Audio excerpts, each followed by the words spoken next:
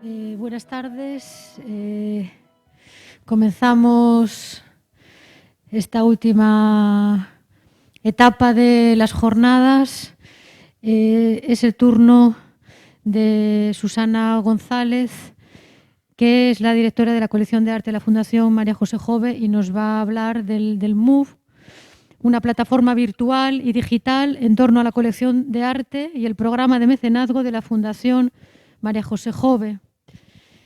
Susana González es licenciada en Bellas Artes por la Universidad del País Vasco y diploma en estudios avanzados en Historia del Arte por la Universidad de Santiago. ¿Es esta, no? Sí, por la Universidad de Santiago, fundadora de Consultarte y consultora de gestión cultural que trabaja en el diseño, ejecución, difusión y evaluación de proyectos culturales.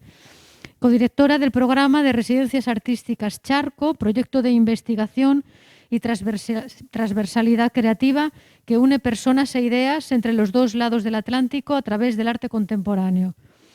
Desde 2019 es la directora de la colección de arte Fundación María José Jove y de la plataforma virtual y digital MOVE. En el ámbito curatorial destacan sus intereses por las investigaciones de carácter histórico-social y la interrelación interdisciplinar, inclinándose por las producciones en el ámbito del arte contemporáneo latinoamericano. Pues bienvenida, Susana. Muchas gracias. En primer lugar, gracias al Museo de Bellas Artes por la invitación. Estamos encantados de traer nuestra experiencia ya desde la práctica a este foro. Bueno, que aparte nos parece de gran interés, ¿no? Os contaré un poco cómo ha sido nuestra experiencia.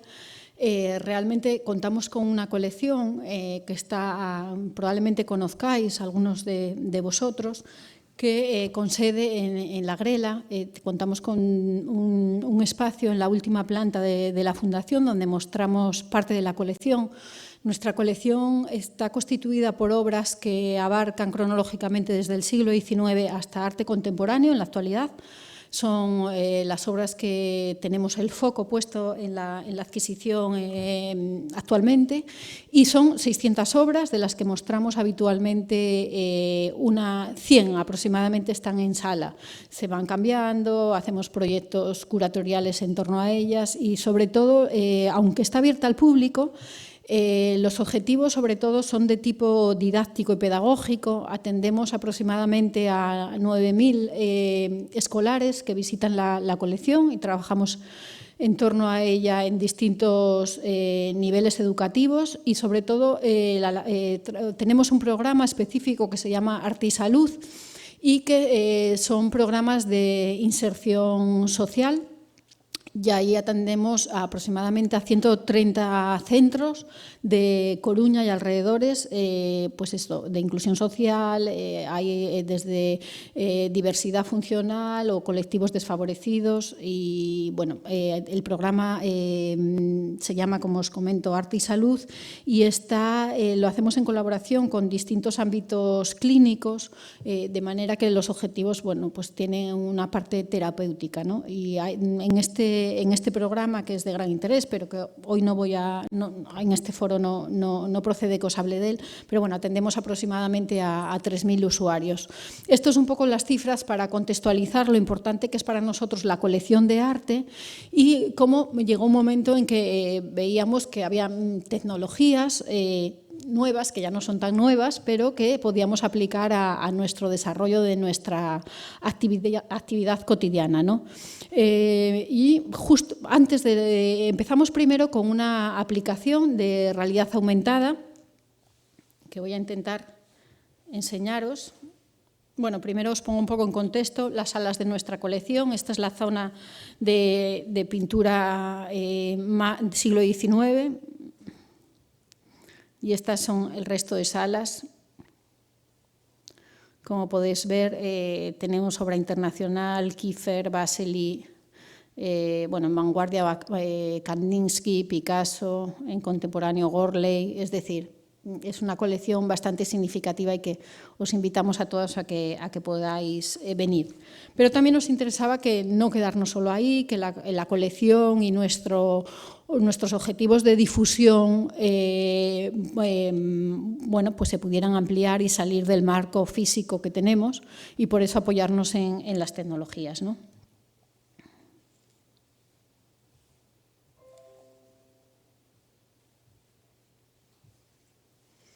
A ver. Estas son un poco las acciones de mecenazgo que tenemos, porque os contextualizo un poco en qué consiste nuestra fundación y cuáles son nuestros trabajos para que después veáis cómo vamos aplicando las tecnologías, ¿no? Tenemos una colección viva, como os decía, con adquisición de obras continuadas, con préstamos, nuestras obras salen a distintas instituciones, proyectos expositivos, charlas, encuentros. 2 premios también, uno internacional de arte y otro de ensayo e investigación de aplicaciones terapéuticas del arte por esta labor social que llevamos desarrollando durante 15 años. También formación, en este caso un máster en Basilea para artistas gallegos. Residencias artísticas, que recibimos por un lado residentes artistas de ámbito de la Comunidad de Galicia y por otro por invitación artistas internacionales que dialogan o trabajan en comunidad con el contexto local. Publicaciones que generalmente tienen que ver con artistas premiados o con el premio de ensayo o con resultantes de otros proyectos positivos y ya para acabar proyectos de investigación cultural que tienen que ver con el patrimonio cultural o natural de Galicia, básicamente. Todo esto fuimos incrementando en estos últimos años programas y teníamos la necesidad de aglutinarlo de alguna manera en una plataforma digital más dirigida precisamente a esto, a la creación contemporánea, ¿no? Y por esto surgió el MUP. Una vez que estábamos trabajando en ello, se nos ocurrió también que sería una buena dinámica el configurar un museo más adecuado para el arte que teníamos, dado que nuestra sede realmente físicamente no tenía las características adecuadas para algunas obras de arte contemporáneo. Necesitábamos ampliar nuestro espacio, darle altura, darle otra luminosidad y físicamente no lo íbamos a poder conseguir. Entonces dijimos, oye, pues y un museo virtual donde podamos mostrar todo esto y desarrollar proyectos. Y bueno, en la Fundación les pareció adecuado esta especie de locura primera y lo pudimos llevar a cabo, ¿no? Perdonad que estoy todo el rato.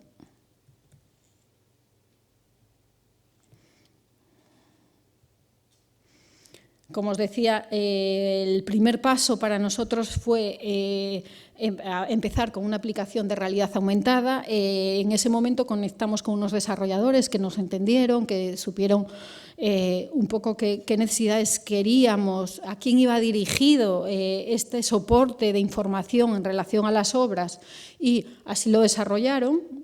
Y aquí tengo un pequeño vídeo que os voy a poner, muy pequeñito, donde habla un poco de esta aplicación.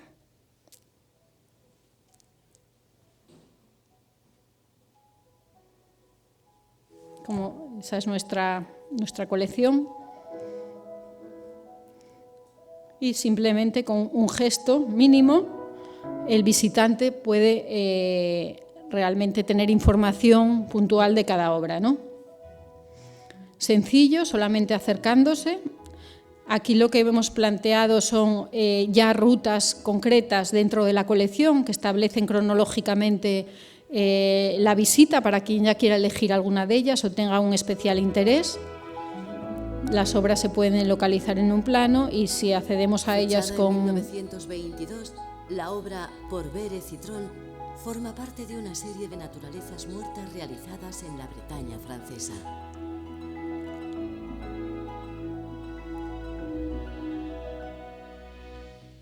Bueno, como veis es un vídeo muy cortito porque no quería tampoco extenderme mucho, pero simplemente esta posibilidad, realidad aumentada, dirigiendo el móvil a una obra y ahí se despliega una serie de información que en cada caso nosotros podemos introducir en la app y llega al usuario en función de nuestras necesidades, con lo cual también podemos planificar rutas concretas para grupos específicos. Es decir, desde el área de didáctica, esta aplicación también la utiliza en el sentido de que hay la opción de elegir, bueno, pues voy a trabajar sobre 4 obras, esta es la información que quiero volcar, este es el juego que quiero plantear, didáctico, educativo, o de integración, y sobre eso trabajo. Tiene de fondo, es muy fácil la gestión de contenidos, con lo cual lo hacemos internamente, no es necesario tener a los desarrolladores continuamente dependiendo de nosotros y nos permite tener volcada en la aplicación una información muy amplia que tiene que ver con el autor, que tiene que ver con la obra, que además permite otro tipo de información que todavía, bueno, hay posibilidades de fases de desarrollo, ¿no? Pero hay una parte, un modo Zoom, en el que te da información puntual de la obra, acercándonos a unas señales mínimas que se nos presenta en la imagen y nos da detalles pues, desde la pincelada de la obra, características peculiares, toda aquella información que nosotros consideramos que es de interés para nuestros objetivos en función de los programas que planteamos. Es decir, una plataforma muy fácil de utilizar y con muchas, muy versátil, ¿no? A la hora de... Y bueno, tenemos el código QR de descarga en la sala y el usuario puede llegar, descargarlo, quien lo descargue también permite la accesibilidad en sala, la ayuda a la visita, permite la ayuda al desarrollo de nuestra actividad y, por último, permite que el usuario en casa tenga acceso a información oral, escrita y visual de nuestra colección, ¿no? Incluso sin necesidad de estar en la sala expositiva. Aquí empezó nuestra aventura un poco con el contacto con las tecnologías, que yo no quiero decir nuevas porque no son tan nuevas, pero quizás sí sean más nuevas aplicadas al ámbito del arte, ¿no? Entonces, bueno, pues o con las nuevas tecnologías en el ámbito cultural. Y justamente la empresa de desarrollo de esta aplicación, bueno, pues empezamos a valorar esta idea, ¿no? De tener un espacio más bonito, más acorde a nuestra colección, que era muy relevante y que, sin embargo, nuestro espacio pues no lo era. Y empezó esta aventura. Queríamos tener un espacio físico virtual donde exponer la colección y lo primero que dijimos, no queríamos un espacio, a mí personalmente me horrorizan, pero me horrorizan estos espacios que se compran estáticos, donde de repente hay espacios que cualquier cosa, un cubo blanco puede servir para museo. A mí personalmente esas opciones no las veía. Nosotros queríamos un espacio personal, que estuviera en Galicia, que estuviera rodeado de mar, que tuviera bosque, que dijera también algo de nuestra identidad, ¿no? como institución y de la actividad que desarrollábamos dentro de Galicia. Y que dijimos, bueno, pues vamos a buscar un arquitecto que nos diseñe ese espacio maravilloso que queremos. Contactamos con Creus e Carrasco, que probablemente los conozcáis, arquitectos de primera línea aquí en Galicia, y bueno, les invitamos a participar de esta locura conjunta y dijeron, pues sí, pues va a ser nuestro primer edificio recreado en virtual y nos parece muy interesante si es un museo y un espacio cultural. Y ya empezamos a trabajar con la idea de hacer un museo, cómo lo queríamos, cuántas salas. Realmente ellos planificaron hasta aparcamiento, cafetería, sala de conferencias, es decir, tenía todo lo que puede tener un museo. Hasta una zona de baños que estaba ahí diseñada y estaba en plano fantástica. Y con esa fase y con ese proyecto maravilloso que siempre en la Fundación decíamos que nos gustaría poder realizar algún día en algún espacio físico, aunque eso va a ser bastante complicado, pues nos pusimos ya con los desarrolladores a construir, ¿no? Este edificio.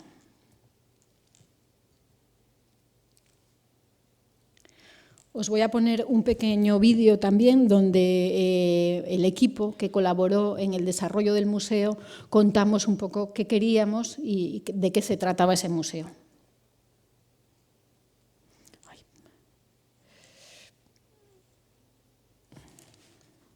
Ay, perdón.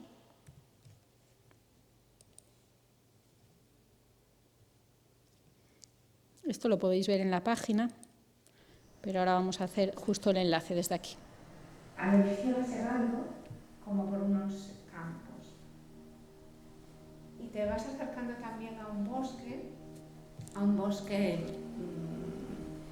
pues tipo una fraga que hay por un borde, ¿no? Entonces el límite con el mar es un acantilado donde la relación mar y tierra es con un corte. No tiene una ubicación física concreta, con lo cual puede estar en cualquier parte, puede ubicarse en cualquier parte y no tener un arraigo con un espacio físico. Podemos considerarlo un museo nómada. Un edificio, ¿no? Sin lugar, ¿no? Inexistente, ¿no? Que no es material. Un mundo nuevo de posibilidades, donde podemos saltarnos las leyes de la naturaleza, donde podemos saltarnos la física, donde podemos saltarnos la gravedad, un campo casi infinito de herramientas donde el único límite es la propia imaginación de los creadores. La esencia del proyecto está también en introducir el paisaje exterior, Galicia, en esa percepción. Quien entra no solo va a ver un recorrido por unas obras de arte concretas, sino que también va a haber esa relación con un territorio. Es una plataforma para el arte y la cultura y se trata de un entorno virtual y digital interactivo, abierto a nuevas formas de incidir en la investigación, en la comunicación y en la transferencia de conocimiento a través de la práctica artística. Una estructura de intercambio que facilite la conexión entre personas de diferentes lugares, de distintos ámbitos, de distintas disciplinas, sin perder un poco el aspecto conceptual o temático que nos invite a repensar nuestro contexto, nuestro entorno más cercano.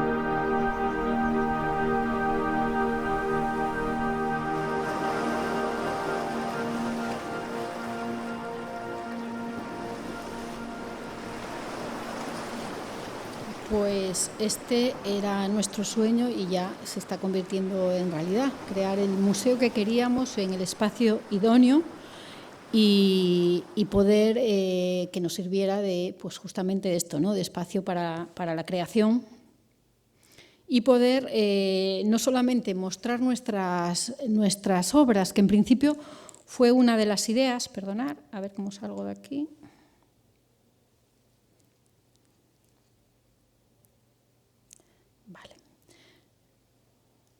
Bueno, aquí hay alguna imagen del museo ya recreado, las salas y algunos espacios. Ahora veremos un pequeño vídeo, pero sobre todo era esto, ¿no? Si la primera idea, esto también es un poco en el desarrollo, que fue largo, y ya cuando empezábamos a hacerlo en virtual y empezábamos a poner las gafas, se escanearon en 3D un número importante de obras de la colección, ¿no? Entonces, y las empezamos a ubicar en el espacio, pero realmente esto no nos funcionaba tan bien. El hecho de recrear en 3D algo y en virtual algo real, realmente en algunos casos perdía cierta fuerza, evidentemente, a ver la obra en realidad. Esto está claro y para mí es así, ¿no? O sea, también hay una limitación. Lo que hay que saber es quizás sacar partido y potenciar las virtudes que tiene al margen de los defectos, que también los tiene. O sea, no nos sirve para todo ni todo se puede recrear para mí, desde mi perspectiva, en virtual, ¿no? Entonces, claramente ya vimos que justamente otra parte que queríamos utilizar, pero que realmente tendríamos que tirar por ahí, es decir, que los artistas pudieran crear ya pensando en virtual, no necesariamente algo físico reproducido y puesto en virtual, sino que realmente las posibilidades que daba la tecnología para tener experiencias inmersivas, artísticas, creativas, se llevaran ya a cabo desde la primera concepción pensando en virtual. Y esto es lo que estamos haciendo en los últimos proyectos y lo que realmente consideramos que está funcionando. Esto para nosotros es fundamental también en nuestra labor de mecenazgo, el dar otra herramienta. Al final es otra disciplina. O sea, el artista no tiene que cambiar. Hay mucha variedad de disciplinas y tenemos una ya sobre la mesa que es lo virtual, el desarrollo virtual. Bueno, pues acercarlo ya hay artistas que lo están desarrollando, pero acercarlo, ponerle también los técnicos, porque si no lo hacen más, probablemente sea porque no tienen las herramientas para poder desarrollarlo. Entonces decir, bueno, tú eres el artista, vosotros sois los técnicos, el artista quiere esto, vosotros lo tenéis que desarrollar. Y ese trabajo conjunto y llegar a una obra nos parecía muy interesante, ¿no? Y bueno, y de hecho es lo que estamos haciendo. Aquí os voy a poner un pequeño vídeo del museo. Realmente no es lo mismo que verlo con gafas, pero bueno, para que tuvierais un acercamiento al espacio, es el interior en este caso.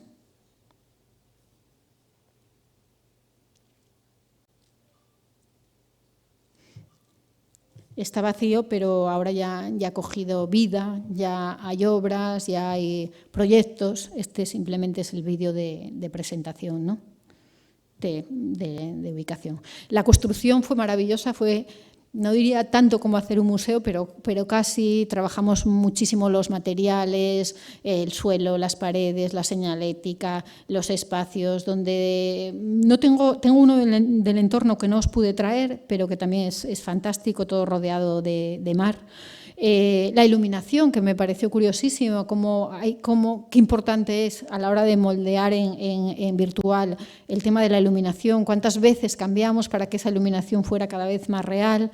También ya probando con obras nuevas cómo hay que iluminar las obras. Cada proyecto que se hace en un entorno virtual es como hacerlo en un entorno real. Hay un proyecto curatorial y museístico pues que tiene mucha similitud, ¿no? Hay que saber qué focos, qué potencia, todo este tipo de preocupaciones que suceden en espacios físicos, en el virtual también, si queremos conseguir una cosa u otra, también lo tenemos que trabajar. Por ejemplo, os traigo un ejemplo de uno de los proyectos. Concretamente es un proyecto que lo que hacemos nosotros, tenemos en la Fundación, tenemos una zona de visualización de proyectos con gafas, pero también el museo sale a otros espacios museísticos, ¿no? Nos parece que también funciona muy bien combinado con experiencias físicas. Entonces, en este caso fue una exposición que hicimos en Normal, aquí en el espacio de intervención cultural de la universidad, y es un proyecto de un fotógrafo, fotografías en blanco y negro, de Damián Ucieda, que se titula Camino Negro. Una parte estaba en físico, es decir, todas las fotografías estaban presentadas en físico, y el artista desarrolló una experiencia en virtual. Había un pequeño cubículo, porque realmente para desarrollar un museo no necesitamos mucho espacio, ¿no? No me acuerdo ahora los metros, pues seguro que por aquí hay técnicos que lo sabéis mejor, pero bueno, tenemos un espacio que no es excesivamente grande, con un monitor, un ordenador y unas gafas. Nosotros tenemos 2 gafas, en nuestro caso podrían entrar 2 usuarios a la vez al museo. Cuando lo desplazamos a otros museos, lo que hacemos es lo mismo, habilitar un espacio pequeño, llevar el ordenador y las gafas de visualización y compaginamos esa posibilidad de físico y virtual, ¿no? en un mismo espacio. Y también la experiencia fue muy buena, muy positiva.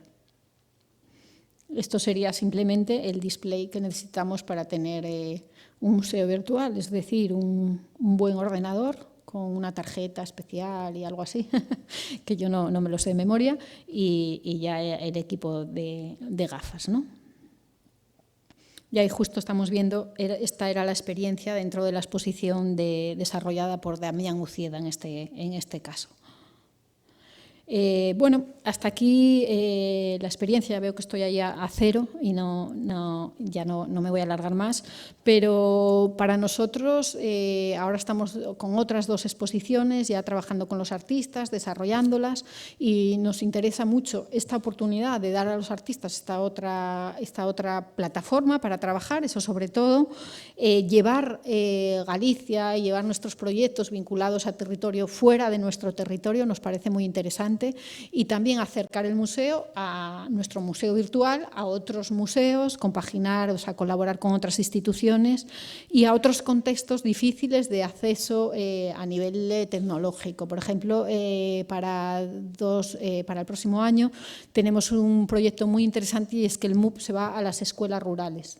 Entonces, el museo va a tener un proyecto expositivo con nuestra colección, con arte contemporáneo, y los alumnos van a tener la opción de visitarlo y desarrollar un proyecto propio, creativo, en torno a nuestra colección, que mostraremos también en virtual, ¿no? O sea, van a crear ya los chavales para ese entorno virtual. Esto, de momento, no sabemos cómo va a resultar, pero estamos muy ilusionados con la experiencia y bueno, y al final contribuye un poco a seguir incidiendo en nuestros objetivos, ¿no? Que es difundir cultura, acercar el arte contemporáneo y la creación contemporánea de la mejor forma al mayor número de personas posibles, y creemos que en las tecnologías hay herramientas muy válidas para ello.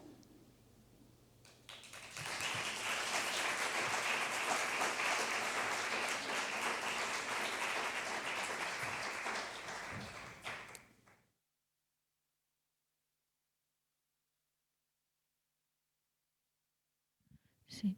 Si seguimos con la misma dinámica, terminamos con las 3 conferencias y pasamos a la ronda de preguntas.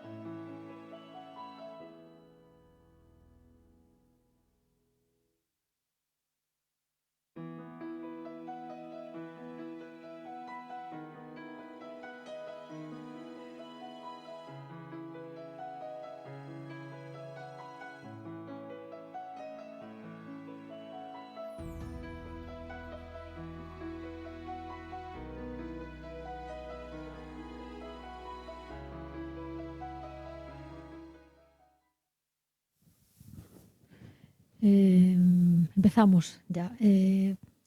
Bueno, ahora es el turno de Jaime Solano, que nos va a hablar sobre la transformación digital de los sistemas de visita en los museos. 10 años de experiencia aplicados a una nueva realidad. Jaime Solano es el fundador y director de GEVAN, licenciado en Económicas y Empresariales por la Universidad Pontificia de Comillas y doctor en Ciencias de la Información por la Universidad Complutense de Madrid. Compagina su labor en GEVAN con la de profesor e investigador en la Universidad Carlos III de Madrid. Es autor de publicaciones como Museos del Futuro, la accesibilidad y las tecnologías móviles, y artículos entre los que destaca Mobile and Accessible VCT for Museography en la revista Knowledge Society. Es profesor del Máster de Nuevas Tecnologías Aplicadas al Patrimonio en Factoría Cultural, representante ejecutivo de GEVAN en diversos proyectos europeos de innovación como Crosscult, Spice o Rural Europe, ¿no? sobre nuevos sistemas inteligentes de apps y de apoyo a la visita de museos y la cultura.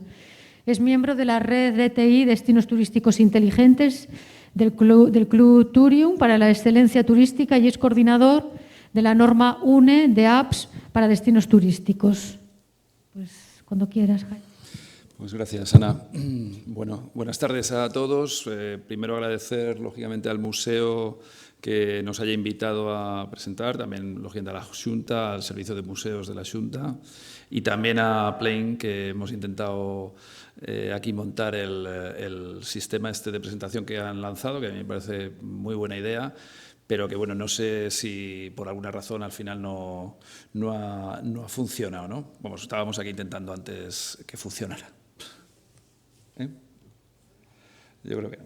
Desde aquí no sale el QR. Para acá también. Ahí, no. Bueno.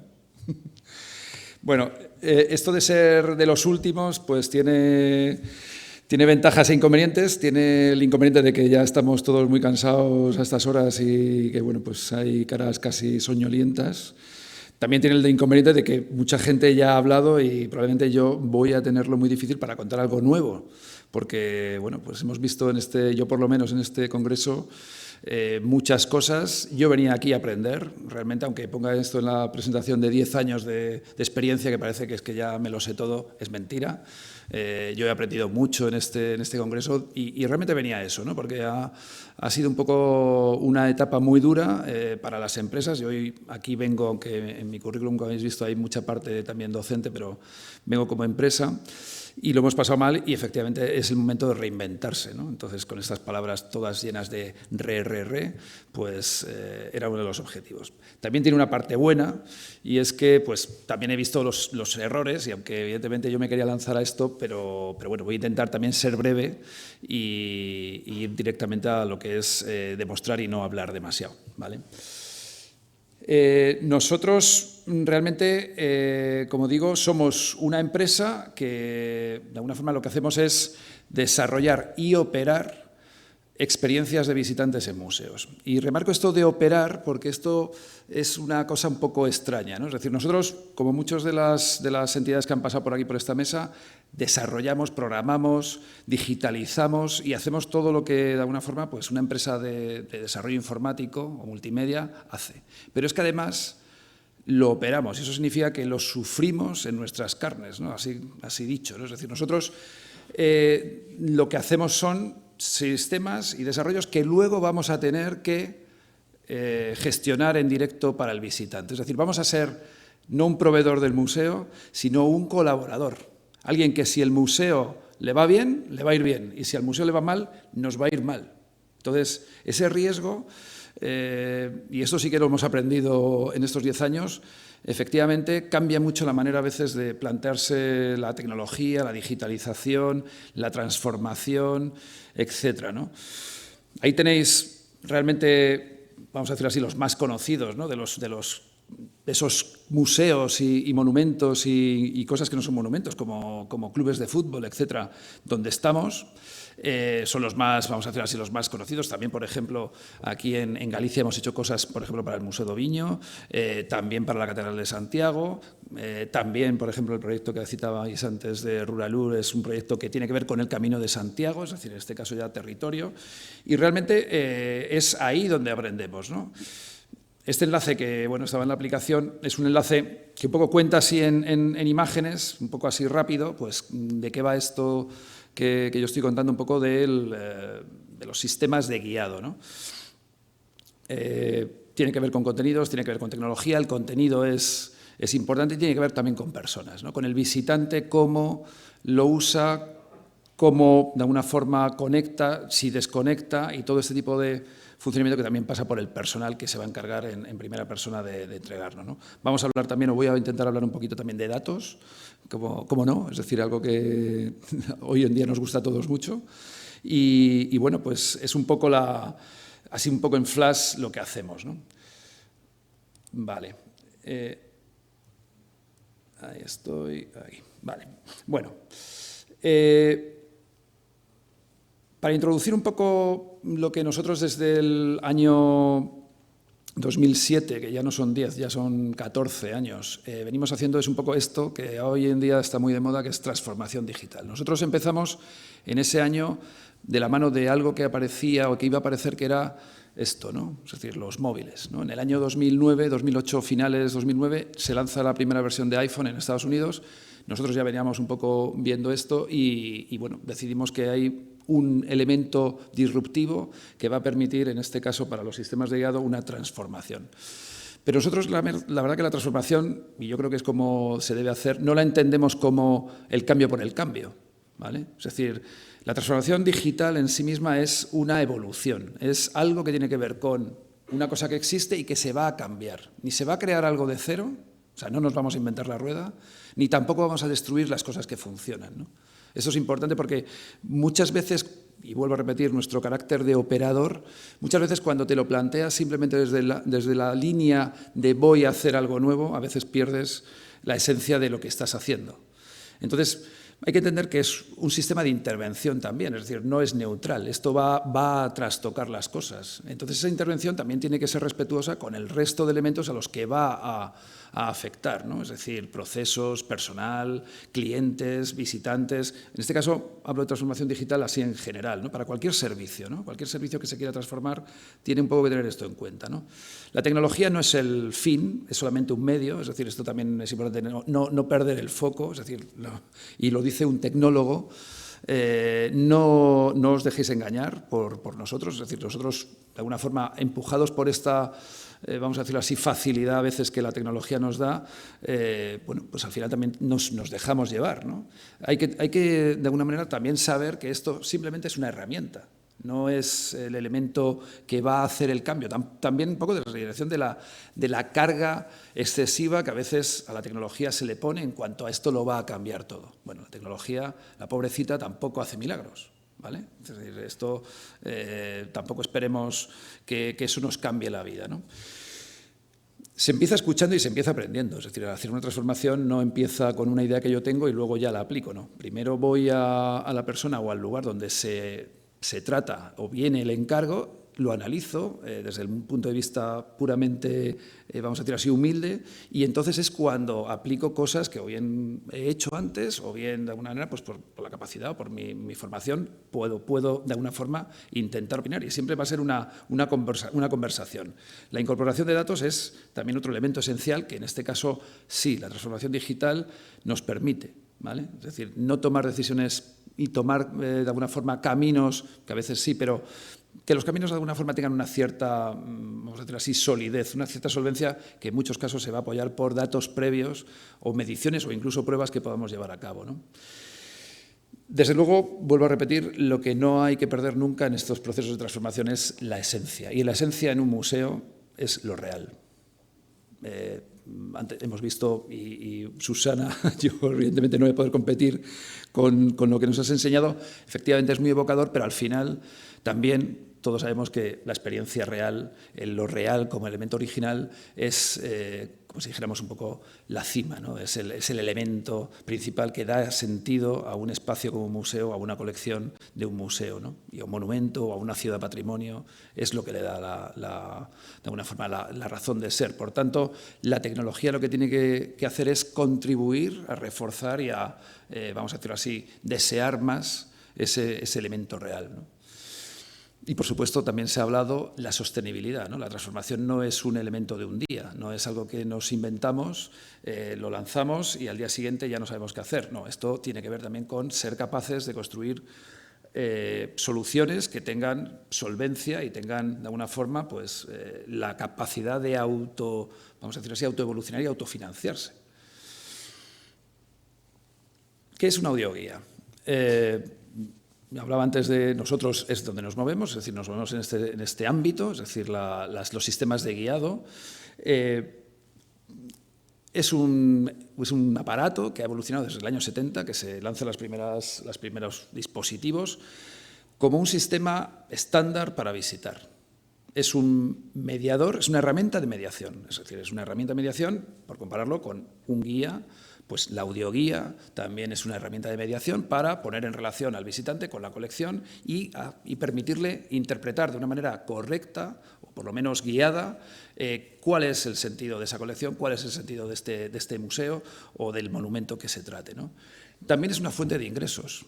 Eso también hay que tenerlo en cuenta. Es decir, las audioguías y los sistemas de mediación también están asociados normalmente a un pago.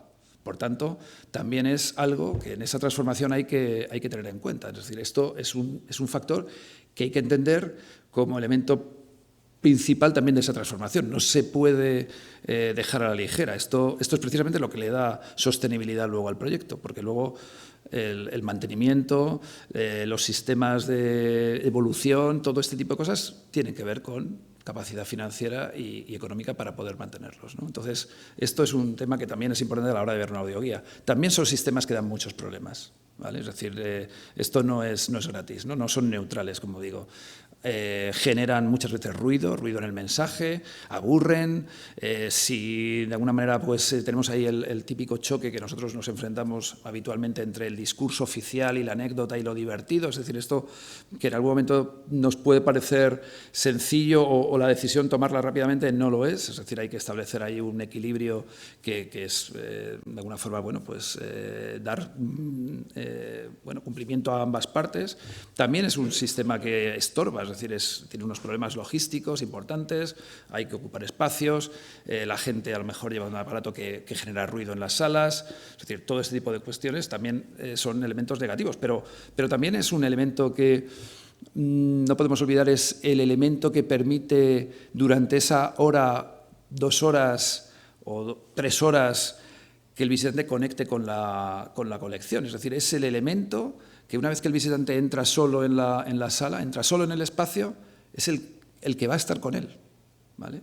Va, por supuesto, a estar la colección, pero como si dijéramos, si se produce una situación un poco de inaccesibilidad, y no me refiero simplemente aquí a accesibilidad sensorial, me refiero a la dificultad de interpretar una colección de arte contemporáneo o un bien patrimonial de una época que desconozco porque no tengo formación, es el elemento que va a intentar hacer, de alguna forma, la conexión, con lo cual veamos que esto es importante, no es accesorio. Es decir, las audioguías, como yo, vamos, no me canso de repetir, son elementos que tienen que contemplarse dentro del plan integral, la estrategia integral de transformación, en este caso si es transformación digital del museo, o simplemente en el plan estratégico del museo. Es decir, no es un elemento que dejar a la ligera, ¿vale?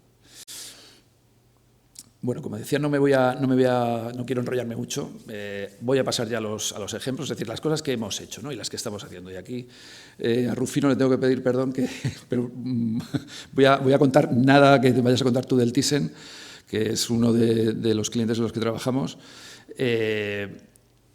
Nosotros, bueno, estaba repitiendo el concepto, la palabra audioguía continuamente. Nosotros no utilizamos los dispositivos clásicos de audioguías, de botones y audio o una pantallita, no. Nosotros utilizamos esto. Lo que pasa es que lo llamamos audioguía por una cuestión de simplicidad a nivel de interpretación con el visitante. Es decir, es una herramienta que lo que ha hecho es sustituir o mejorar, transformar digitalmente el elemento anterior, pero el servicio, el concepto sigue siendo el mismo. ¿Vale? Tenemos que guiar, y como hay una cuestión, vamos a decirlo así, también de simplificar un poco a veces el lenguaje, pues lo hacemos así, ¿no? Aquí bueno, cuando nos planteamos muchas veces el desarrollar una aplicación móvil, que también es, vamos a decirlo así, es el elemento natural sustitutivo en términos de, pues que al final es la herramienta digital ideal para lo que sería un servicio localizado. Un servicio localizado, pues me refiero, pues, no sé, buscar con una herramienta GPS, porque voy a utilizarla con el móvil y, lógicamente, la localización es importante. Aquí siempre un poco naturalmente el dilema siempre viene por esta cuestión entre si debe ser un sistema que se descarga, si es una web. Bueno, esto en el fondo es una cuestión que tiene que ver con una serie de decisiones técnicas, pero realmente al final sigue siendo lo mismo. Ahí, como veis, hay algunas soluciones que se han, al final un poco intentan converger estos mundos que se han dado y, por ejemplo, el caso del Thyssen, que lo voy a lanzar aquí, es la voy a lanzar y la voy a reducir, porque esto, una de las cuestiones de la web es, como sabéis, el aspecto responsivo. Y esta es la audioguía del Thyssen. Esto es una página web, pero es la audioguía del Thyssen, ¿vale? La audioguía que de alguna forma estaba hasta ayer en el Thyssen y que espero que, si lo hemos hecho bien, dé un siguiente paso, pero no me lo he traído hoy por una cuestión lógica de que sabía que estaba Rufino y entonces no quería lanzar algo que no estuviera autorizado todavía por el museo, ¿no? Bueno, es una aplicación, es una audioguía que tiene recorridos, como veis. Bueno, pues todos los que de alguna forma uno pueda de alguna forma desplazar con el móvil. Algunos están pensados pues para ver la exposición más rápido, otras veces es una exposición temporal y bueno, pues lo que da pie cada uno de estos, vamos a decirlo así, recorridos es a una lista de contenidos ordenados de una manera más o menos sucesiva, que tiene que ver con una información relativa y que luego pues, bueno, pues tienen un audio, ¿vale? Y entonces aquí tenemos, a ver, perdón. Es uno de los grandes pintores de la historia del arte.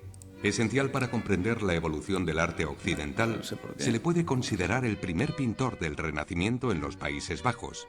Hizo un uso magistral de la técnica del óleo. Esto, lógicamente, pues al final hay una sucesión. En algún sitio pues hay un mapa donde yo puedo visualizar los contenidos más o menos distribuidos de este recorrido que estoy haciendo. También podría ubicar el contenido directamente. Tengo también sistemas de acceso, mapa, listado, teclado. Es decir, el teclado, por ejemplo, eso es un sistema clásico, ¿no? Es decir, este es el sistema que todos conocemos, nosotros en un momento determinado decidimos mantenerlo. O sea, si no había un elemento sustitutivo, también trabajamos con realidad aumentada, reconocimiento de imagen, etcétera. Tenemos que valorar en ese modelo si realmente eso va a ser sostenible, es decir, va a ser algo que vamos a poder hacer con todas las colecciones. Fijaos que el Thyssen, estamos hablando de un museo que realiza pues del orden de unas 6 a 7 exposiciones temporales al año. Claro, hay una colección permanente, pero las otras rotan mucho, con lo cual el esfuerzo en digitalización de los contenidos para hacer reconocimiento de imagen también está asociado a esas 7 exposiciones. Son 7 veces en el año cambiarlas. Esto es una inversión, esto es un coste, derechos de imagen, etcétera, ¿no? Bueno, esta aplicación la podéis descargar. Como voy a pasar la presentación, aunque no haya funcionado esta herramienta, pues ahí vais a poder también acceder a ella y bueno, pues perderemos un poco de dinero, pero no pasa nada, ¿vale? Bien. Voy a cerrar esto, Susana, que lo tenemos aquí atrás. Vale, venga. Bueno, voy a dejar ahí para que no me tenga que saltar el navegador toda vez. Vale. Bien. La audioguía contiene, o las aplicaciones contienen contenidos, valga la redundancia, ¿no? Es decir, sin los contenidos no hay nada, es un cascarón vacío. En el contenido, normalmente hay 2 cosas también que se tienen que tener en cuenta. Por un lado, los materiales con los que trabajamos, ¿vale? Esto es esencial, ¿no? Es decir, con buenos materiales se hacen buenos contenidos y buenos resultados. No me refiero simplemente a que la obra o el museo tenga obras conocidas o sean impactantes, no, me refiero realmente a la producción también, es decir, buenos guiones, buenas locuciones, buena fotografía, buena producción de vídeo, es decir, cosas que realmente estén hechas con un nivel profesional suficiente. Eso, de alguna forma, va necesariamente a redundar en una sensación de calidad superior y, por tanto, también en una mejor relación o mayor atracción por parte del visitante, ¿no?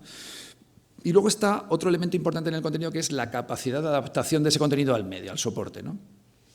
Podemos tener esos contenidos que, de hecho, es como hay que trabajar, como un elemento, vamos a decirlo así, aséptico al soporte, es decir, algo que podría estar de alguna forma independizado, que debe estar independizado, y luego vienen las adaptaciones, viene la realidad aumentada, viene la realidad virtual, vienen los juegos, es decir, cómo voy a suministrar, cómo voy a proveer esa experiencia, esos contenidos al visitante, ¿no?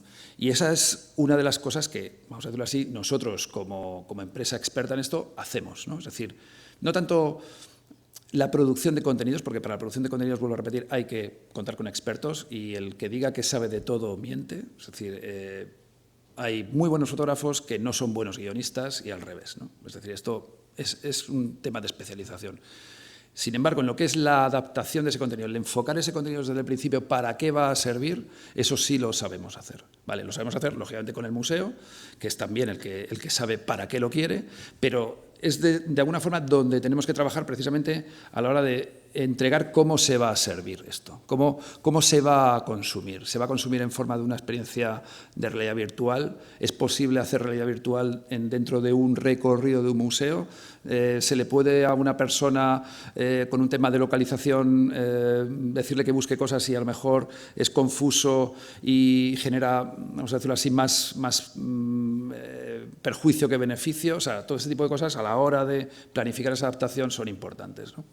Y sobre todo, al final eso lo que redunda es que no se convierta este factor de adaptación o esta manera de presentar el contenido en un estorbo. Es decir, que no estemos sustituyendo la obra, es decir, que no sea una especie de elemento que se nos interpone entre la obra original, la pieza, la contemplación del monumento, del espacio natural, cualquier cosa me vale, y que esté de alguna forma, pues, de alguna manera con un elemento, no necesariamente digo interpuesto entre la vista, sino que está continuamente llamando mi atención y no precisamente de una manera, como si dijéramos, eficaz, ¿vale? No me está ayudando a lo mejor a saber dónde está, no me está ayudando a acceder a ello más rápidamente, no me está ayudando a tener otra visión, sino que simplemente lo que estoy haciendo es bueno, pues probablemente a lo mejor perder tiempo y perder recursos de mi atención, que es muy, muy, muy preciada, en intentar interpretar ese medio de explicación, ¿no?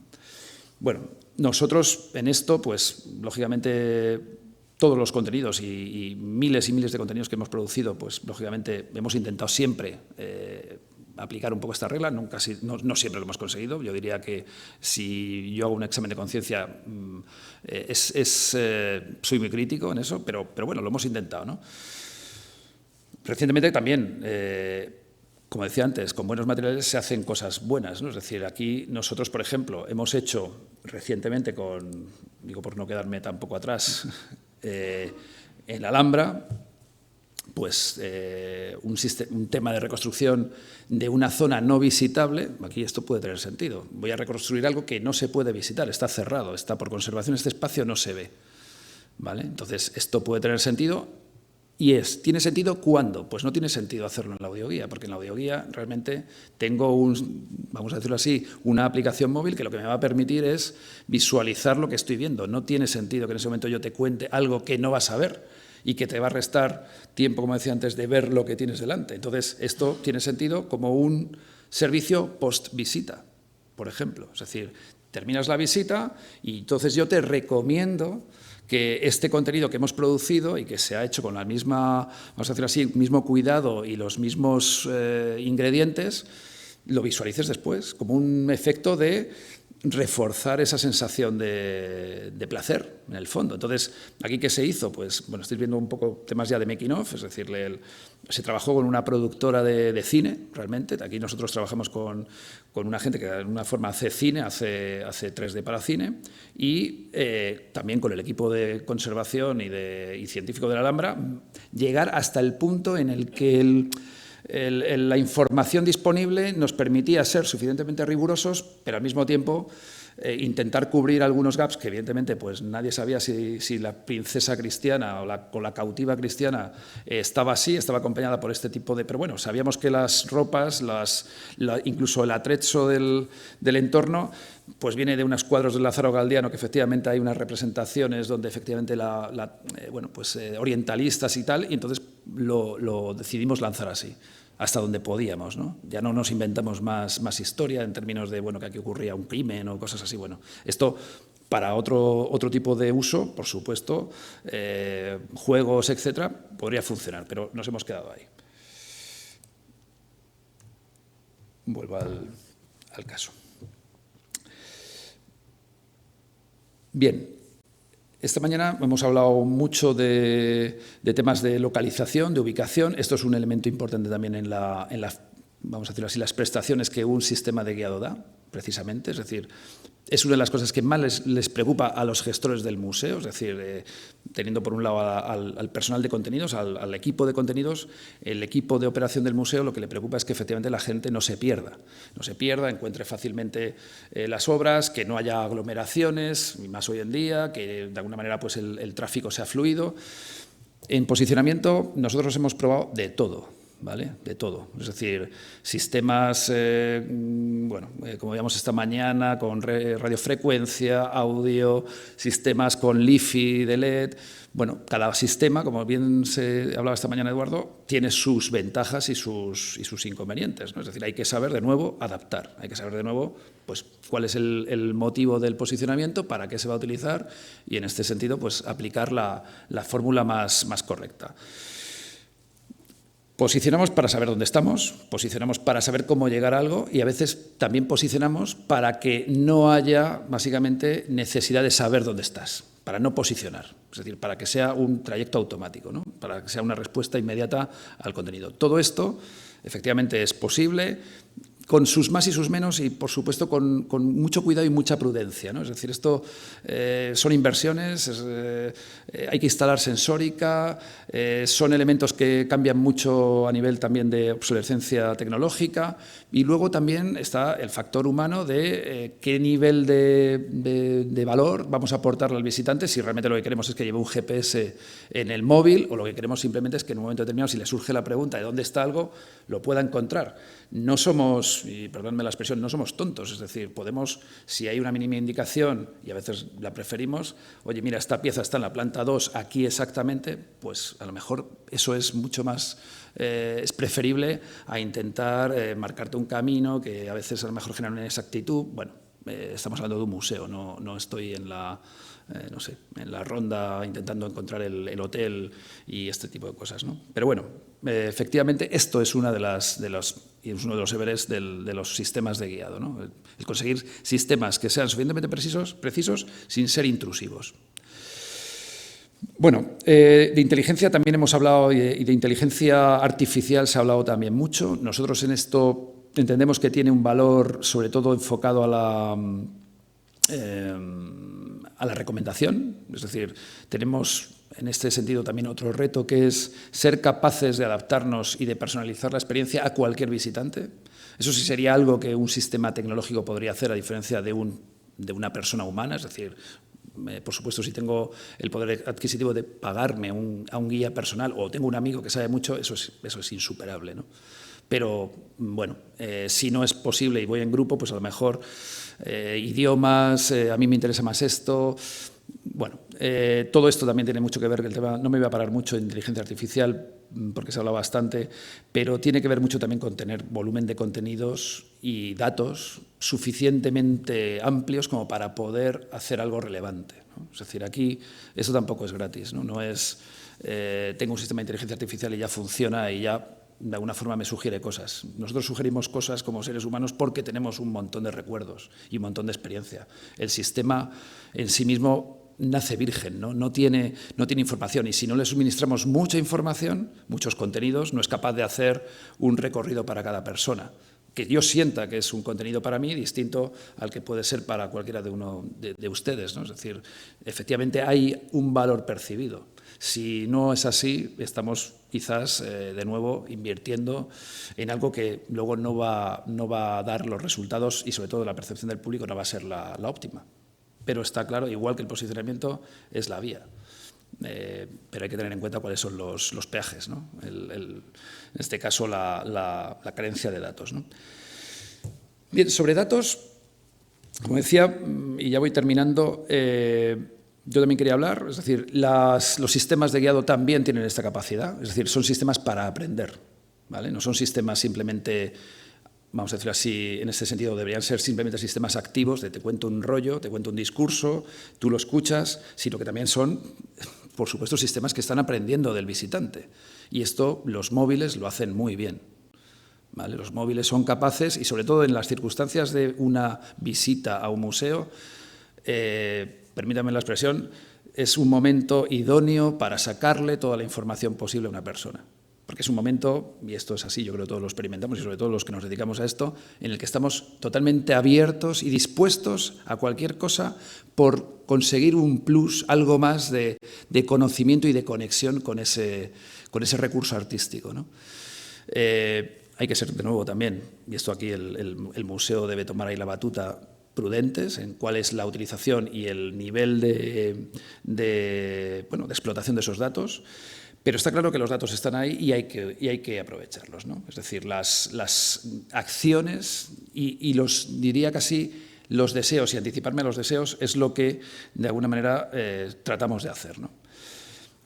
Yo voy a mostrar aquí una herramienta que esto además es otra herramienta real. Yo todo lo que les estoy mostrando son cosas que hemos hecho, ¿vale? Es decir, cosas que hemos hecho y cosas que están en funcionamiento, diría, para millones de visitantes, ¿no? Es decir, en un sitio como la Alhambra pues pasaban, esperemos que vuelvan a pasar, casi 3 millones de visitantes al año, ¿vale? Entonces, son sistemas que están pensados para dar servicio a grandes volúmenes y que no se caigan, porque como digo, si se caen, me toca a mí pagarlo.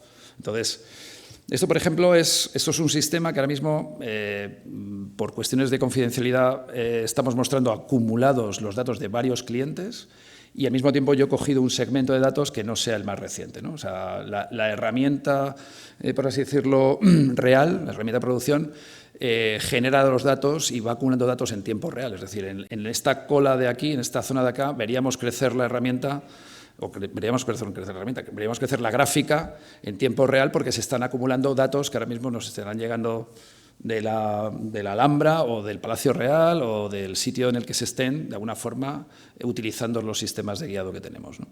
O las aplicaciones móviles, esto vuelca todo, ¿no? Eso es un sistema dinámico, ¿no? Es decir, aquí el sistema es capaz de, como veis, pues de hacer gráficas de segmentos distintos, son sistemas que están pensados para consultar directamente los datos tal y como se están produciendo, no simplemente una extracción que yo hice para un informe y entonces con ese informe estoy trabajando, no, esto está pensado para tener información en tiempo real y poder filtrarlo, pues yo qué sé, por idiomas, yo qué sé, si quiero ver coreanos, que no sé si saldrán, pero supongo que al contrario, es decir, quito todas las selecciones y cojo el coreano, pues qué pasa con los coreanos, o si coreanos chinos, y bueno, todo este tipo de cosas, hacerlas. Y por muchos cortes, es decir, por contenidos también, es decir, me interesa también saber la utilización de la colección, es decir, me interesa saber contenidos más vistos, menos vistos, orden efectivo de visita, es decir, quiero saber cómo la gente visita el museo, no cómo yo he puesto los números. Quiero también, de alguna forma, como digo antes, pues segmentar esto por público, segmentarlos por franjas horarias. Si en un momento determinado me interesa pues saber solamente a las 12, pues no sé si tiene sentido o no, el público inglés a las 12, pero bueno, este tipo de cosas las hace bien. En esto las aplicaciones, sinceramente, hacen mucho. O sea, y los sistemas inteligentes son muy eficaces, también hay que hacer cosas por detrás, no quiero decir que sea chupado, pero bueno, aquí no tengo más remedio que enseñar a algún cliente que ya sabemos quién es, pero bueno, yo creo que me lo permitirán así un poco. Bueno, esto es la Alhambra, ¿vale? Con un mapa de densidad de dónde se manejan los visitantes. Esto es el Palacio Carlos V, como ven aquí, el gran óculo. Y bueno, pues esto es efectivamente el mapa de densidad de lo que se está produciendo en esta franja, como digo, esto ya está pasado, pero con lo que se está produciendo en esa época a cualquier nivel. Es decir, a las 12 de la mañana o a las 2 de la tarde o a las 4 de la tarde y por el, no sé, perdón, la plataforma lo voy a cambiar, aquí no tengo idioma, bueno, pues si hubiera tenido el filtro por idioma correspondiente, pues para ver qué hacen los rusos a las 4 de la tarde en la Alhambra y por dónde se mueven, porque aunque solamente sean las personas que llevan el sistema, es que no hay otro sistema. ¿Vale? Esto, recuerdo una charla que dimos sobre temas de inteligencia de datos, y claro, eran a lo mejor pues un 20% de los visitantes, claro, no es el 100%, pero es que hay algún otro sistema que llegue al 1%. O sea, un sistema de encuestación sería lo más parecido y no llega probablemente ni siquiera a ese 1%. Y esto está continuamente 24 por 7 horas registrando datos. Esto sirve para tomar decisiones y sobre todo sirve para otra cosa, que es que estos datos sean para la máquina. Es decir, Los datos están muy bien para nosotros en cuanto a vamos a hacer informes con estos datos, que es normalmente para lo que los utilizamos, para hacer luego una publicación, un informe, pero estos datos sirven sobre todo para eso que decía antes, que las máquinas no tienen, y es datos. Estos datos suministran datos a las máquinas para poder tomar decisiones automáticas. Es decir, sobre esto lo que se debe hacer es, o lo que hacemos también es, aplicaciones que sean capaces de explotar en tiempo real la información, de manera que en el momento que se genera el dato, se genera una respuesta, se genera una interacción. No debemos perder tiempo en lo que sería, en este caso, una intervención humana. Tienen que ser sistemas que estén configurados de manera que sean capaces de responder en tiempo real. Y para eso sí sirven los datos, porque tener los datos, como se dice mucho por ahí, guardados en un cajón, no sirve para nada. No sirve para nada tener los datos tampoco, sirve de algo, pero evidentemente en un informe que luego no leemos. Sirven los datos cuando realmente hacemos cosas con esos datos. Y en este caso, los datos son el elemento de juego, vamos a decirlo así, de las máquinas. Con lo cual, son las máquinas las que más, de alguna forma, partido le pueden sacar a esto, ¿vale? Y bueno, ya termino. Por resumir, las audioguías o los sistemas de guiado son sistemas que de alguna forma no se pueden dejar de lado. Son los sistemas en los que realmente descansa en gran medida la relación que vamos a tener de mediación con el visitante durante ese tiempo que nos va a prestar de su vida para, y sobre todo de una manera muy abierta, para estar con nosotros. Entonces, no son simplemente recorridos, no son simplemente contenidos, no son simplemente ingresos, son todo eso y mucho más que significa que al final es lo que nos va a permitir. Ayer decía alguien que lo que falta es narrativa, ¿no? que falta narrativa de manera que podamos construir relatos que al visitante le llenen y le atraigan, pero es que hay que también tener un canal en el que esa narrativa se produzca, y este es el canal natural durante la experiencia.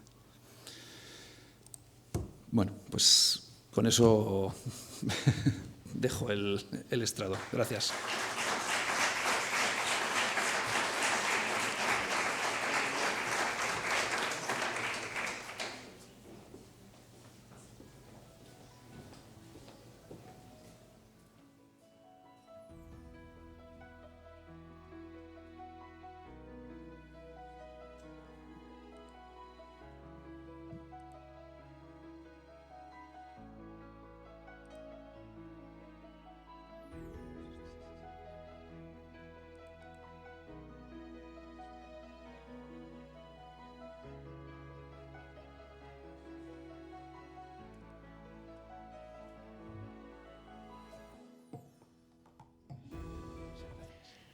Bueno, pues tercer ponente de esta tarde, Rufino Ferreras, que va a hablarnos de proyectos de gamificación en el Museo Thyssen-Bornemisza.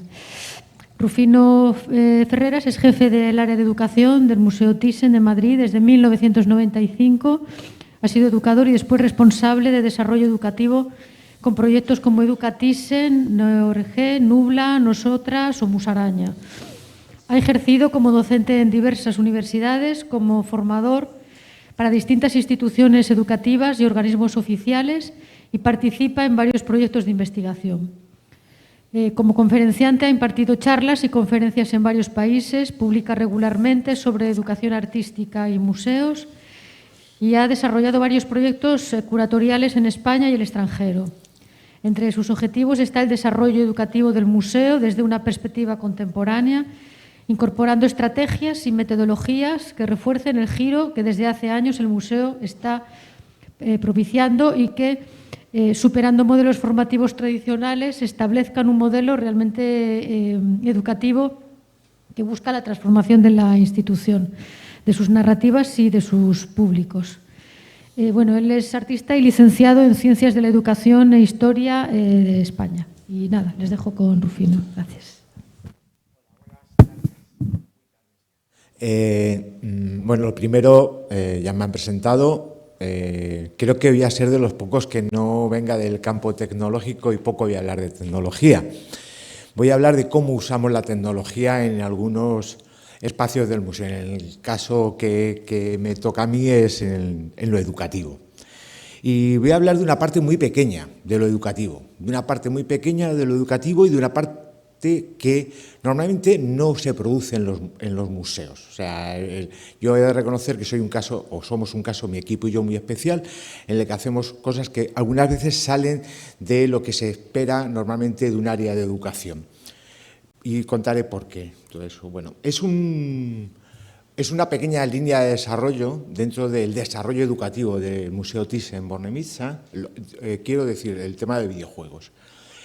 Dentro de un área, esto es importante marcarlo porque un área, no somos un departamento es algo bastante más pequeño, un área es una entidad, digamos, dentro del museo que tiene como unas responsabilidades muy amplias, muy marcadas. Es un equipo el que formamos en la educación de 10 personas, pero la trampa está en que nosotros somos, a diferencia de la tendencia que hay en los museos en el Estado español de subcontratar el servicio de mediación o educación, somos nosotros mismos los que hacemos las acciones de mediación también. Y por otro lado, también hacemos este tipo de contenidos, y otro mucho tipo de contenidos. Pero lo que no podemos obviar es que estamos dentro de una estrategia del propio museo. El museo tiene una estrategia digital, una estrategia global, una estrategia digital, y en esta donde nos inscribimos. Pero siempre teniendo una autonomía, la autonomía que nos da ser un área y ser una entidad con capacidad decisoria a la hora de desarrollar nuestros proyectos. Educatissen, digamos, es como se nos conoce, esto es una anécdota porque fue un nombre que se puso para el desarrollo de la web, para llamar de alguna manera al desarrollo, y de repente pues nos se quedó como algo que nos nombra. Y aquí es lo que vengo a contar es lo que hace Educatissen Digital, ¿vale?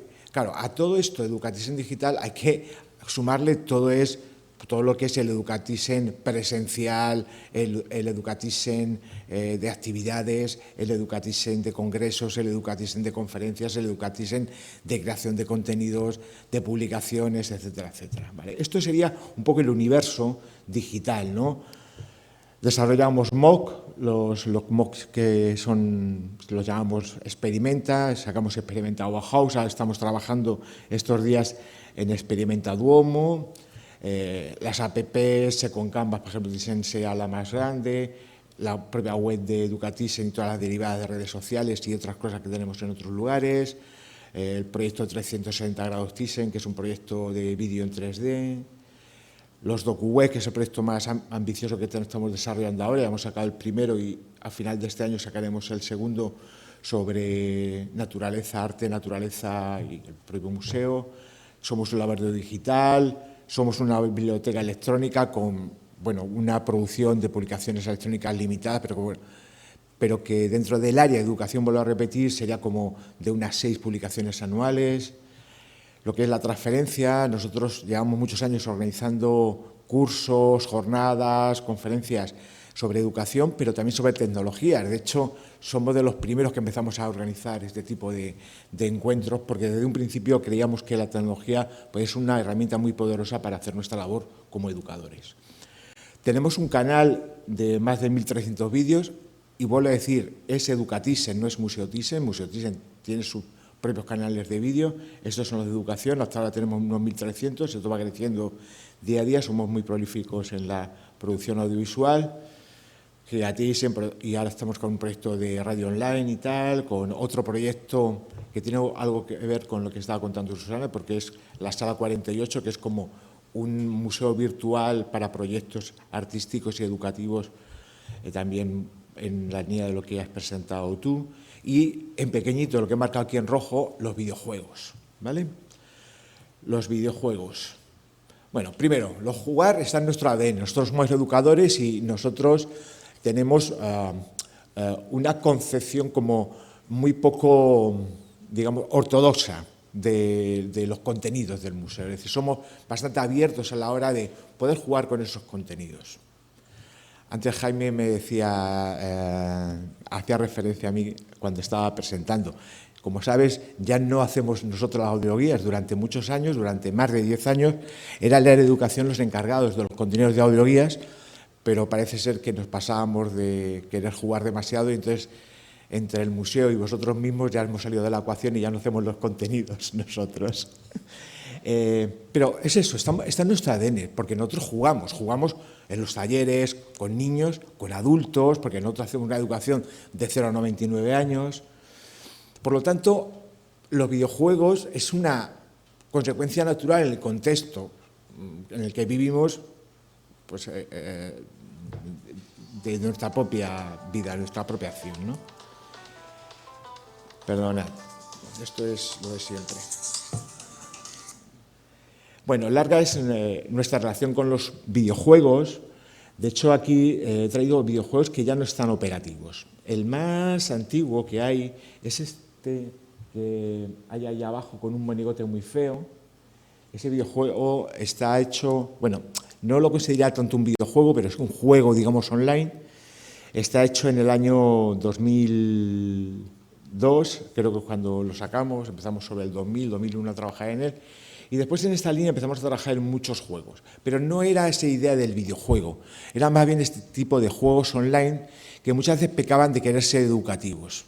Y lo que hemos aprendido después de haber hecho como 15 videojuegos o 15 juegos digitales es que cuanto menos educativo quiera ser, más eficaces educativamente van a ser los videojuegos. Ahora eso lo voy a explicar un poco.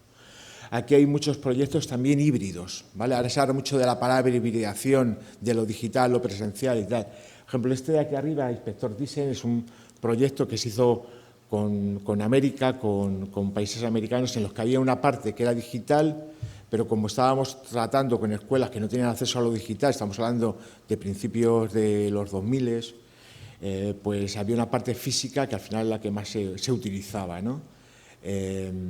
Y esto es, por ejemplo, una herramienta que a través del juego nos permitió llegar a un montón de países americanos, ¿no? Todo este tipo de acciones y de experiencia que hemos tenido con el videojuego, pues nos hizo aprender cosas, ¿no? Durante todo este tiempo, ¿no? Empezamos a experimentar muy pronto con cosas que ahora se habla mucho y se pone siempre sobre la mesa como innovación y tal. Nosotros ya esto de las tecnologías, lo de nuevas no lo es ni para nosotros ni tampoco para el grueso de la sociedad, pero sí que se sigue hablando mucho de realidad aumentada, de realidad expandida, de todo este tipo de cosas. Nosotros, estos proyectos que veis aquí son proyectos de realidad aumentada, con un proyecto en particular, que es este que veis allá arriba, Crononautas, que es un experimento en el que nosotros queríamos jugar con esas tecnologías dentro del museo, pero gamificado. Era un juego que tú tenías que descubrir un misterio que había pasado a través de este juego. Al mismo tiempo, pues ibas conociendo el museo. Te acercaba al museo, te contaba el museo, pero al mismo tiempo pues te lo hacía como más divertido. Pero quizás el proyecto más ambicioso que hemos estado desarrollando durante 6 años ha sido lo que llamamos Universo Nubla. Universo Nubla es un proyecto que realmente ya sí que tenemos la voluntad de hacer proyectos de videojuegos. Durante los años anteriores habíamos hecho muchos juegos interactivos, muchos juegos de tipo educativo. En algunos casos habíamos colaborado con la industria del videojuego, pero con una relación que no nos permitía realmente hacer lo que nosotros queríamos hacer, que era crear nuestro propio videojuego, ¿no? En un momento dado y a través de todos los proyectos anteriores que habíamos estado conociendo mucha gente y a muchos proyectos, entramos en contacto con una de las empresas más grandes de videojuegos que hay a nivel internacional, que es Sony, y Sony se apunta con nosotros a desarrollar un proyecto de un videojuego en el museo. Pero claro, nosotros somos un departamento de educación y quizá lo que menos nos interesaba era hacer eso que os decía antes de un juego educativo, ¿no? Evidentemente tenía que tener una componente educativa, pero no era el fin, no es lo que queríamos hacer. Queríamos hacer un juego en el que la gente jugara. Lo educativo, ¿dónde estaba? Lo educativo está en el proceso de creación. ¿Por qué? Porque contamos con empresas de desarrollo, pero en realidad esto era un proyecto con estudiantes, con chavales que estaban estudiando grados de videojuegos, de diseño, de comunicación, de filosofía, de mil cosas, y creamos una serie de laboratorios y ellos fueron durante 3 años los que desarrollaron el germen de todo esto que era Nubla 1.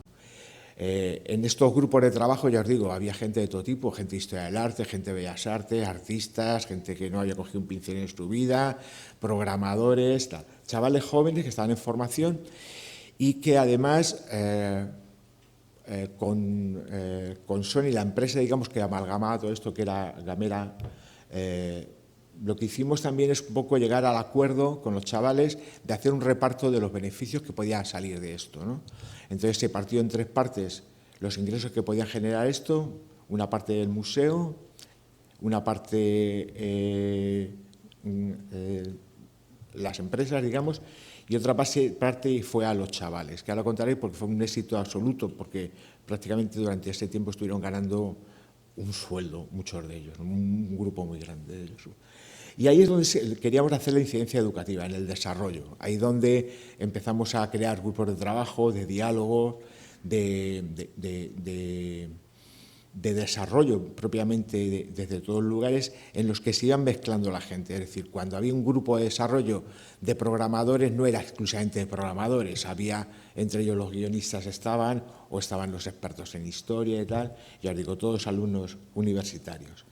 El proyecto fue muy largo porque, claro, un proyecto colaborativo, no son los tiempos que normalmente un producto comercial exige de venga, producimos y ganamos, pero el resultado fue muy bueno a todos los efectos. Desde el punto de vista educativo, pasaron cientos de chavales por el proyecto, implicamos a varias universidades, a 3 universidades, a empresas. Y en lo económico, que es lo que al final pues, muchas veces se me pregunta, pues también fue un éxito, aunque no lo pretendía. Se comercializó con un precio muy bajo y como la distribución la hacía Sony a nivel internacional, ha llegado a vender, no voy a dar la cifra, pero voy a dar un ejemplo para que veáis lo potente que ha sido a la hora de llegar a otros lugares, ¿no? En los años que lleva en explotación todo el proyecto de Universo Nubla, que son varios videojuegos, ahora os contaré el resto, se han distribuido 10 veces más que catálogos del propio museo, ¿vale? ¿Qué significa esto? Ya no solamente es que se hayan distribuido, los catálogos no han ido normalmente a habitaciones de adolescentes, pero el videojuego ha ido a habitaciones de adolescentes. Eso para mí es muy interesante, ¿no? También dónde se ha distribuido, no el alcance que ha tenido, ¿no? Nubla después ha tenido como muchas derivadas, aparte de los grupos de trabajo. Hay 2 Nublas, Nubla 1, Nubla 2. Y después está también otro videojuego para móviles y tablets, que es este pequeño de aquí, que son las Islas de Nubla, que es un experimento así como más puntual. Este proyecto nosotros consideramos que está llegando ya a su fin y ya estamos trabajando en el siguiente universo. La idea es poner sobre la mesa todo lo que hemos aprendido, todos los errores que hemos cometido durante estos años de desarrollo de Universo Nubla para desarrollar un nuevo proyecto también de videojuegos, en el que trabajar pues, también de una manera parecida, ¿no? Con distintos agentes, de una manera cooperativa, con la idea también de darles un soporte de prácticas a estos chavales. Bueno, el año pasado, en plena pandemia, estuvimos haciendo un proyecto también de videojuegos que he traído, que es, bueno, se llama The Dedal Game. El nombre no lo hemos puesto nosotros, también es un proyecto colaborativo, en este caso no con alumnos universitarios, sino también de otro espacio que para nosotros es muy importante dentro de educación en el Museo Thyssen, que es el área de educación social. Lo que estuvimos trabajando son con distintos colectivos y personas del ámbito de lo social, de personas con enfermedad mental, síndrome de Down, personas en situación de calle, personas en soledad no deseada, bueno, distintos colectivos, y todos nos pusimos juntos a trabajar con un proyecto. El proyecto fue muy interesante también por las dinámicas entre esos grupos, porque de repente tuvieron un papel muy importante lo que eran los mayores y las personas en soledad no deseada, ¿no? Un protagonismo porque de repente vimos que eran los que más mal estaban en toda la pandemia, y no solamente nosotros, sino los chavales o las personas de enfermedad mental o de otros recursos psicosociales, vieron que que los que estaban peor eran los mayores. Entonces esto empezó a girar el desarrollo del videojuego en torno a los mayores. Y de edad gay viene por el hecho de que las señoras que venían a trabajar con nosotros en el desarrollo de videojuego solían también ir a clases a costura. Y el dedal apareció repetidamente, empezaron a buscar dedales en el museo, entonces empezaron a vincular su vivencia con la costura con el videojuego, y los chavales que estaban trabajando enseguida pues se abrieron a que el protagonismo fuera el de estas mujeres. Este videojuego en este caso es un videojuego de distribución gratuita y también tiene unas distribuciones enormes, bestiales. Traía vídeos, pero como veo que hay poco tiempo no los voy a poner. También os digo que educatisen.org tiene muchas funciones y una es de hacer que el Departamento de Educación o el área de educación del Museo Nacional Thyssen-Bornemisza sea muy transparente. Entonces, ahí volcamos montones de información e intentamos contar cuáles han sido nuestros procesos de desarrollo de enseñanza-aprendizaje. Alemalario es otro proyecto de videojuego para mí muy interesante porque también es un experimento social y es un experimento también que quiere hacer una autorreflexión sobre el propio museo y sus visitantes, ¿vale? Esto es parte de un proyecto más amplio, que es uno de los proyectos curatoriales que dirigimos desde el área, que fue una exposición hace 3 años titulada Lección de Arte. Lección de Arte es una ironía, no es que quisiéramos dar una lección de arte, ¿no? Y parte de ese proyecto había un videojuego, que también tuvo un desarrollo también con esa metodología de trabajo cooperativo, en este caso con una universidad, un poquito más controlable todo, con una empresa de desarrollo que lo apoyaban estos chavales y tal, y es un poco la reflexión sobre el visitante y cómo se comporta con la obra de arte. Todo parte del estudio este famoso de Eliseo Verón y de Levasseur, de estos antropólogos, sociólogos antropólogos franceses que hacen una especie de sistematización del visitante asociándolos a insectos, ¿no? O a animales, al pez, la hormiga, el saltamonte, a la mariposa, ¿no? Y es un juego que es también una autocrítica al propio museo y a la hora de cómo los museos acogen a sus visitantes y cómo... Y es otro proyecto que es un videojuego que está en abierto, en múltiples formatos, porque también lo que trabajamos son muchos formatos. En el caso de Nubla, que es el book insignia, durante mucho tiempo y por la colaboración con Sony, todo era exclusivo para las plataformas de Sony, pero a los 3 años se liberó y ahora mismo está para otras videoconsolas, para el PC, etcétera, etcétera. Y hablando de videoconsolas, lo interesante para nosotros de hacer videojuego con Sony era que verdaderamente era la manera de hacer un videojuego, no un juego online, no un juego de los que normalmente hemos hecho en el pasado o hacen los museos, sino ser un juego que está en el contexto real del que juega, del jugón, ¿no? Es algo muy interesante también las dinámicas que ha permitido eso, ¿no? De trabajar, por ejemplo, con chavales en hospitales, las interacciones que ha habido entre el museo y chavales que, como decían algunos chavales de desarrollo, ¿no? Pasaban por la puerta del museo y pensaban que era un ministerio, ¿no? De repente, cómo hemos llegado a gente que normalmente no sabe ni qué éramos, ni qué existíamos, ni cómo existíamos.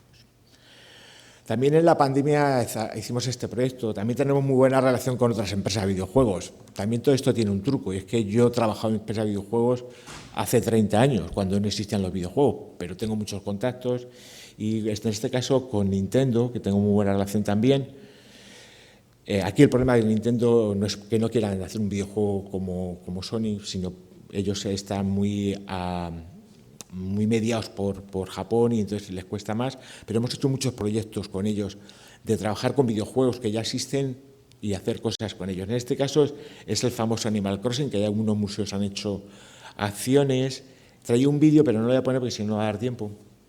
Y lo que queremos es un museo Thyssen virtual, pero un museo Thyssen que permite hacer actividades dentro. Entonces, durante la pandemia, una vez a la semana hacíamos visitas guiadas dentro de Animal Crossing para jugadores de Animal Crossing.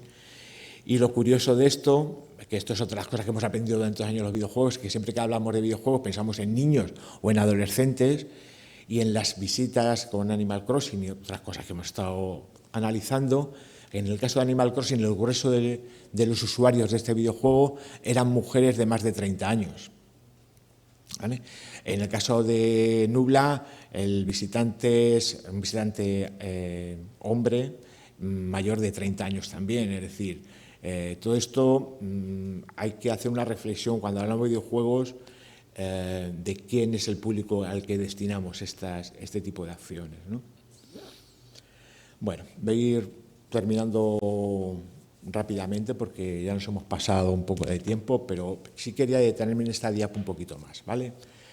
Focalizar en cosas importantes, que creo que es importante pararse a la hora de crear una experiencia de un museo en torno a videojuegos. Lo principal es entenderlo, ya lo decía antes Jaime también, ¿no? Que esto es una herramienta. O sea, la tecnología, lo digital, los videojuegos tienen que estar para algo, ¿no? O sea, últimamente ya menos, ¿no? Pero durante la burbuja de lo digital de los museos, que se produjo previamente a la pandemia, ahora se ha parado, supongo, no sé si se reactivará. O sea, no hacíamos nada más que ver cosas muy espectaculares, pero que no entendías, que no tenían ninguna razón de existir, ¿no? Ni una reflexión se veía atrás de ellas, ¿no? En la que la tecnología era muy espectacular, pero después cuando rascabas un poco veías que es que no contaban nada y cuando contaban algo lo hacían de malas maneras, etcétera, ¿no? Después lo que os decía antes, los videojuegos nunca han sido un juego de niños. Cuando hablamos de videojuegos, igual que educación, ¿no? Cuando hablamos de educación siempre pensamos en niños. Y sí, yo trabajo mucho con niños, de hecho yo soy pedagogo y mi especialidad son los niños de 3 a 5 años. Pero en mi responsabilidad como educador de museos yo trabajo desde los 0 a los 99 años y alguno más mayor. Quiero decir que la educación en museos es un ecosistema mucho más complejo que a lo mejor la escuela, y la educación está tocando todo esto. Y los videojuegos les pasa algo parecido. Pensamos en niños, adolescentes, pero los estudios que hemos estado haciendo en los proyectos de investigación, que también hacemos muchos proyectos de investigación, entre ellos 2 en torno a videojuegos, los datos que nos han llegado es que la mayoría de las personas que juegan a videojuegos que tienen que ver con museos son adultos. Después, por ejemplo, en el caso de Nubla, que es un videojuego de formato videojuego o de descargo de videojuego, pero vamos, de ya el contexto jugón, vimos una cosa también, que los chavales normalmente no eran los compradores del juego en un principio. Después, cuando se corrió la voz, sí, los primeros que acaban comprando el juego eran las abuelas. Y esto es para en serio. La abuela que compra un juego que por lo menos que sea de museos al niño, ¿no? Cuando se fue corriendo la voz del juego, porque era un juego muy jugable y tal, que tenía su interés, eso desapareció, pero en un principio. Entonces, cuidado también con los videojuegos, porque muchas veces ya no es el que juega, sino el que compra, el que consume el videojuego, suele ser el adulto, ¿no? Y eso está cambiando. O sea, yo tengo 57 años y juego habitualmente, prácticamente todos los días. O sea, y el que diga que no con mi edad, pues seguramente que se está aburriendo mucho, pero es algo habitual. La gente mayor ya jugamos. Yo tengo tíos más mayores que yo, evidentemente, que juegan a videojuegos normalmente. Y eso cada vez más, ¿no? Hay una cosa muy interesante del videojuego, es que el videojuego, como es un territorio que de momento no es como con las audioguías, que las audioguías ya nos han sacado de la ecuación a educación. Los videojuegos nos acabarán sacando de la ecuación. Por una simple razón, porque es un entorno, que pasa también con las audioguías, que pueden revertir los discursos hegemónicos del museo. Es decir, que pueden incorporar narrativas que pongan en discusión lo que el museo como institución, y hablo y hago que pese la palabra institución, pues manda, ¿no? Los videojuegos permiten una libertad de hacer cosas, ¿no? De crear nuevas historias, de contar la historia del arte de otra manera, en el caso mío, que yo es un museo de historia del arte, o contarla desde lugares distintos, ¿no? Que también nos pasa a nosotros con muchos proyectos. Esto que os contaba antes de los DocuWeb es lo que está haciendo, ¿no? El primer DocuWeb iba sobre artistas migrantes, sobre migraciones, que es una reflexión sobre las migraciones en el ahora, pero también es un estudio histórico muy profundo sobre cómo nuestros artistas de nuestra colección en un momento dado fueron migrantes también, un aspecto que normalmente se obvia en los libros de historia, ¿no? Pero que es muy interesante a la hora de entender el arte o el museo desde otro lugar. El segundo tiene que ver con la naturaleza, con la conciencia planetaria, ¿no? Entonces es un estudio con expertos naturalistas de todo tipo, ¿no? Y también tienen esta idea de lo colaborativo, de trabajar con gente experta en muchas cosas. Como decía Jaime antes, el que diga que sabe de todo te miente en el 90% de las cosas que sabe, o sea, nadie sabemos de todo.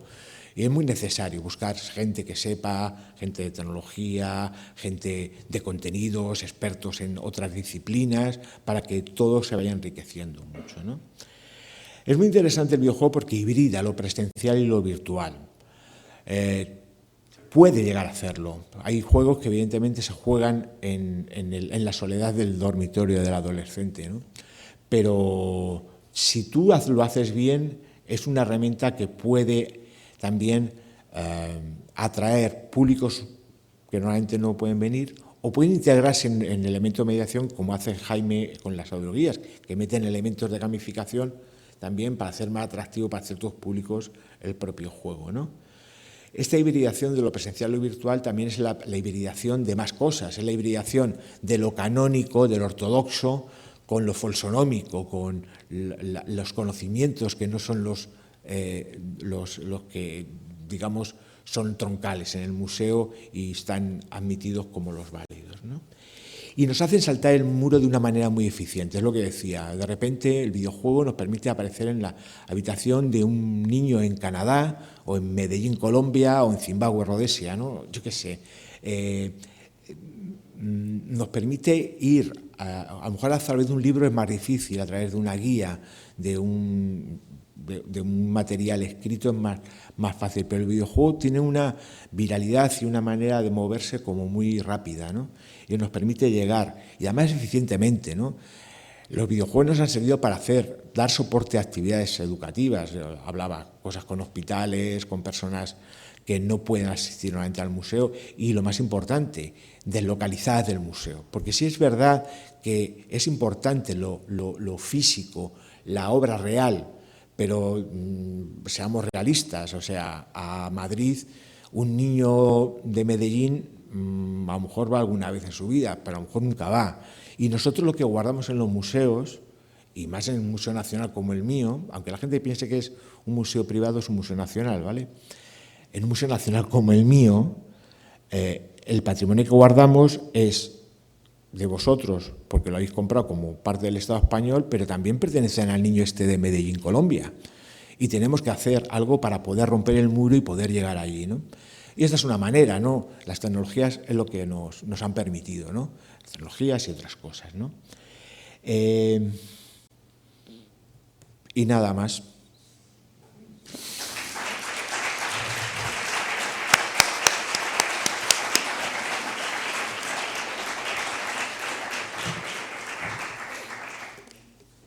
¿Qué tal el estado de tiempo?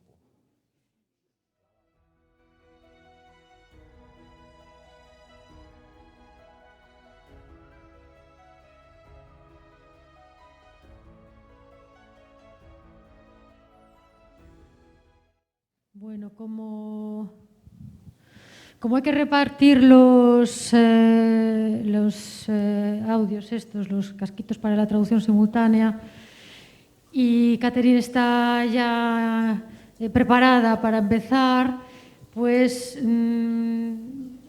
bueno, 15 minutillos para estirar las piernas o lo que sea, vamos repartiendo los cascos, y luego, si no, pues al final ya, pues, si se quieren plantear algunas preguntas a los tres ponentes que participaron hasta ahora, pues lo dejamos mejor así, ¿vale? Así ya 15 minutos de desconexión y nosotros vamos repartiendo los